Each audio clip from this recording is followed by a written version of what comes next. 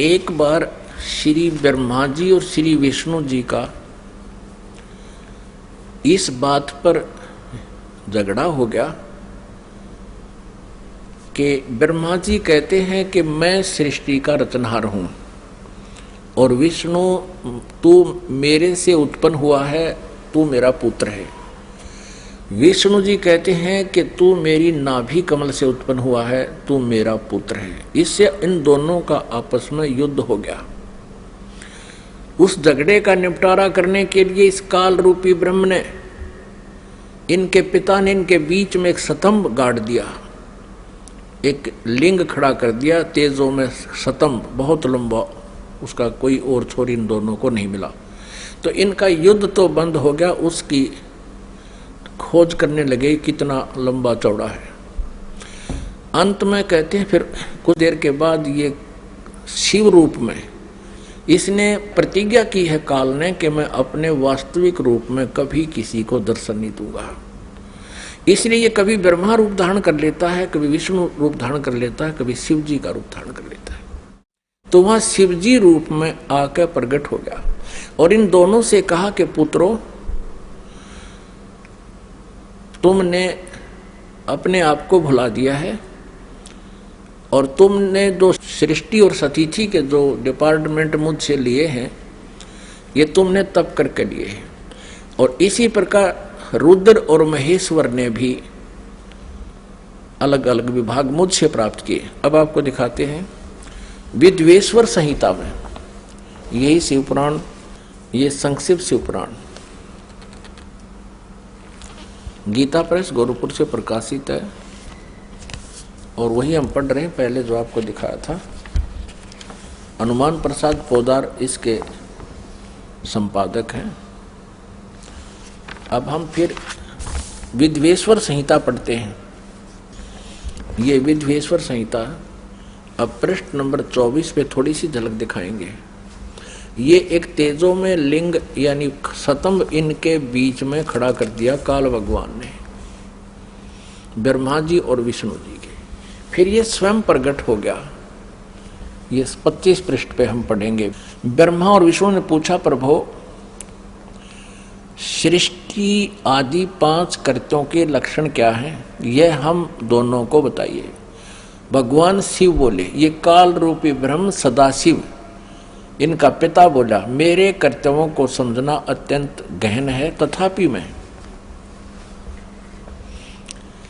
कृपा पूर्वक तुम्हें उनके विषय में बता रहा हूं। ब्रह्मा और अच्युत, सृष्टि, पालन और संहार, तिरोभाव और अनुग्रह, ये 5 ही मेरे जगत संबंधी कार्य हैं जो नित्य सिद्ध है। अब 26 पृष्ठ पे, ये 25 पे पढ़ा, अब 26 पे, अब यहां आइएगा। पुत्रों, तुम दोनों ने तपस्या करके प्रसन्न हुए मुझ परमेश्वर से। ब्रह्मा और विष्णु को ये सदा शिव काल रूपी ब्रह्म कह रहा है, पुत्रों तुम दोनों ने तपस्या करके प्रसन्न हुए मुझ परमेश्वर से सृष्टि और सतीथि नामक 2 कृत प्राप्त किए हैं, यानी 2 विभाग प्राप्त किए हैं। ये दोनों तुम्हें बहुत प्रिय हैं। इस प्रकार मेरी विभूति स्वरूप है। अब वहां शिव के रूप में खड़ा था ये काल। मेरी विभूति स्वरूप रुद्र और महेश्वर ने 2 अन्य उत्तम कृत, ये मैं नहीं है, ने संहार और तिरोभाव मुझसे प्राप्त किए। यहाँ देखो 2 तो ये हो गए, विष्णु और ब्रह्मा। पुत्रों, तुमने तो सतीथि, सृष्टि और सतीथि, ये 2 विभाग ले रखे हैं। और इसी प्रकार मेरी विभूति स्वरूप, क्योंकि उस समय शिव रूप में खड़ा था, रुद्र और महेश्वर ने 2 अन्य उत्तम कृत, संहार और तिरोभाव मुझसे प्राप्त किए हैं। ये 4 हो गए ये, और 5वां ये बोल रहा है शिव। आगे देखो, ये स्पष्ट ये काल बोल रहा है, ब्रह्म बोल रहा है, सरपुरुष बोल रहा है। यहां से आइएगा, इसी के यानी 26 पृष्ठ पे हम पढ़ रहे हैं विद्वेश्वर संहिता का।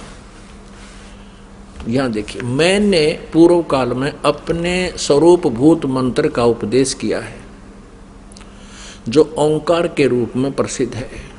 वह मंगलकारी मंत्र है। सबसे पहले मेरे मुख से ओंकार यानी ओम प्रकट हुआ, जो मेरे स्वरूप का बोध कराने वाला है। ओंकार वाचक है, मैं वाच्य हूँ। यह मंत्र मेरा स्वरूप ही है। प्रतिदिन ओंकार का निरंतर स्मरण करने से मेरा ही सदा स्मरण होता है। मेरे उत्तरवर्ती मुख से अकार का, पश्चिम मुख से उकार का, दक्षिण मुख से मकार का, पूर्ववर्ती मुख से बिंदु का और मध्यवर्ती मुख से नाद का प्राकट्य हुआ। इन 5 अक्षरों से इस प्रकार 5 अवयवों से युक्त ओंकार का विस्तार हुआ है। इन सभी अवयवों से एकीभूत होकर यह प्रणव ओम नामक एक अक्षर हो गया। गीता जी अध्याय नंबर 8 के श्लोक नंबर 13 में गीता ज्ञानदाता ये ब्रह्म, ये सरपुरुष श्री कृष्ण जी में प्रवेश करके बोल रहा है ओम इति एकाक्षरम। श्रीमद् भगवत गीता अध्याय नंबर 8 के श्लोक नंबर 13 में गीता ज्ञानदाता ये ब्रह्म है, ये सरपुरुष है, श्री कृष्ण जी में प्रवेश करके बोल रहा है अपने पुत्र विष्णु के शरीर में, समझ लो।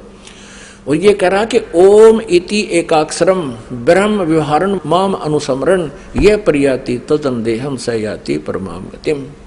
माम ब्रह्म, मुझ ब्रह्म का केवल एक ओम अक्षर है, नथिंग एल्स। उच्चारण करके सिमरण करता हुआ यह प्रयाति तदंदेहम सयाति परमाम गतिम, जो शरीर छोड़कर जाते समय इसका सिमरण करता हुआ जाता है, यानी अंत समय में भी इसी का सिमरण करता हुआ शरीर छोड़ता है। सयाति परमाम गतिम, वह मेरे ओम नाम से जो लाभ मिलना है वो परम गति प्राप्त होती है। इससे सिद्ध हो गया कि गीता जी को ये काल ही बोल रहा है जो ब्रह्मा विष्णु महेश का पिता है। और आगे देखो इन्होंने गड़बड़ी कहाँ की है, अनुवादकर्ताओं ने इसमें गलत मंत्र अड़ा दिया।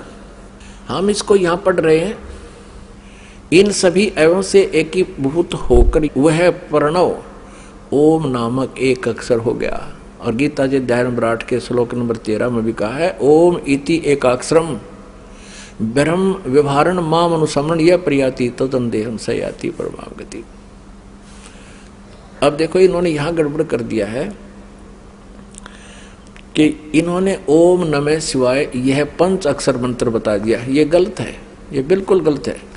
यहां लिखा है कि इन सभी अवयवों से एकीभूत होकर यह वह प्रणव ओम नाम एक अक्षर हो गया। ये गलत है, ओम नमः शिवाय ये मंत्र गलत है। ये शास्त्र विदिता कर मनमाना आचरण है, ये नहीं करना चाहिए हमें।